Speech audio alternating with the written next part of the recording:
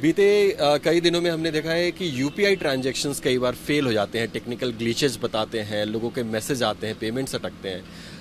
आप लोगों being a shopkeeper, आप लोगों को किस तरह से परेशानी आती है, क्योंकि नंबर ऑफ कस्टमर्स ज़्यादा होते हैं और छोटे ट्रांजैक्शंस के लिए भी ज़्यादातर लोग यूपीआई का इस्तेमाल करते हैं। हाँ जी।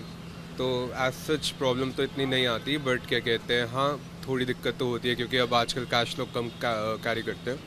तो ठीक है, हो जाते हैं किसी ना किसी तरह अरेंज, बस और कुछ नहीं। रेशियो किस तरीके का रहता है? अगर हम ट्रांजैक्शंस की बात करें, सुबह से लेकर रात तक दुकान चलती है, तो उसमें कैश लोग कितना पे करने वाले होते हैं? अगर परसेंटेज, एक रफ फिगर हम बात करें तो यूपीआई वाले कितने? सो आई गेस इट्स लाइक 60-40 का रेशियो है। 60 अब क्या कहते हैं यूपीआई हो गया, ऑनलाइन करते लोग, एंड 40% लोग कैश देते हैं।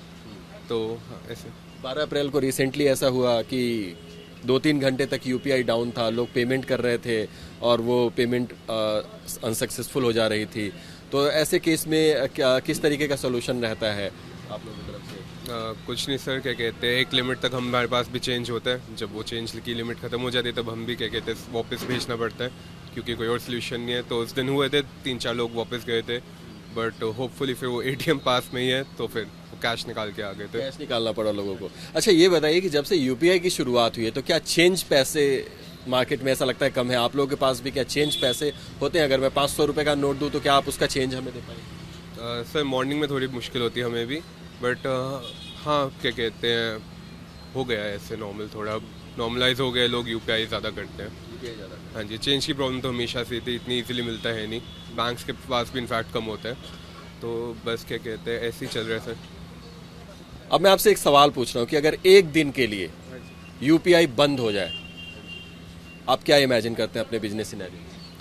सर काफ़ी प्रॉब्लम होगी, क्योंकि अब ज़्यादातर लोग ही फ़ोन पे यूपीआई से डिपेंड करते हैं। सो अगर क्या कहते हैं, आई गेस अगर बंद हो जाएगा तो हाँ, फिर अगर पता हो फिर तो हम चेंज क्या कहते हैं प्रिपेयर्ड रहे खुद भी, बट अगर एकदम से हो जाए तो काफ़ी प्रॉब्लम्स होंगी, क्योंकि किसी के पास आजकल चेंज नहीं होता।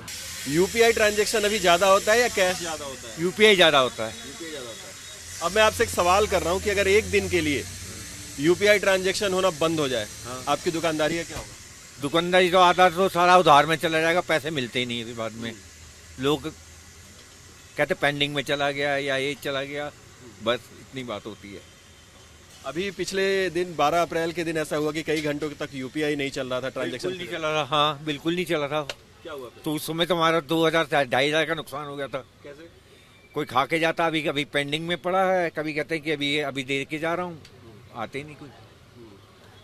तो टोटल सारा का सारा ट्रांजेक्शन है ना यूपीआई में या पेटीएम में। और जब से यूपीआई शुरू हुआ तब से आप लोग कैश पैसा रखना बंद कर दिए हैं, छुट्टे नहीं होते आप लोगों के पास ऐसे? छूटा तो होता ही है, खुला भी होता है, पर 90% है ना ट्रांजेक्शन है ना यूपीआई की है। 90%? अच्छा। और फिर आप लोग भी आगे वेंडर्स को पे करते होंगे तो यूपीआई से? यूपीआई से करते हैं। लेकिन अगर यूपीआई ही नहीं चलेगा तो फिर आप लोग का काम कैसे चलेगा? नहीं, हमारा काम तो जितने भी होलसेल डिस्ट्रीब्यूटर है ना, एक दिन के लिए उधार कर लेते हैं, अगले दिन मांग लेते हैं। लेकिन आपकी